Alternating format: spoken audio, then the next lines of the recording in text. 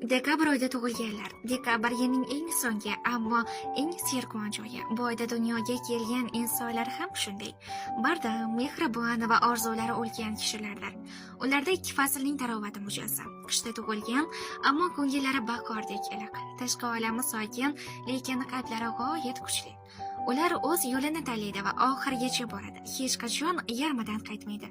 Dekabr farzandlari shijoatli, mas'uliyatli va halol mehnatni qadrlovchi insonlardir. Qayerga bormasin doimo e'tibor markazida bo'ladi, chunki ularda o'ziga xos joziba bor.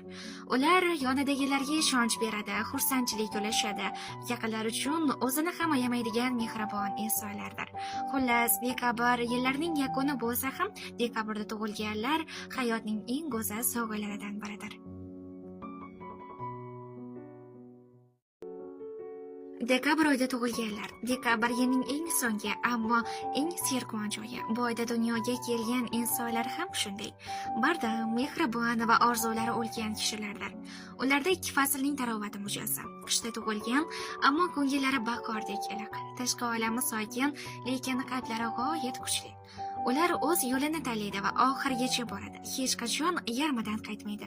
Dekabr farzandlari shijoatli, mas'uliyatli va halol mehnatni qadrlovchi insonlardir. Qayerga bormasin doimo e'tibor markazida bo'ladi, chunki ularda o'ziga xos joziba bor.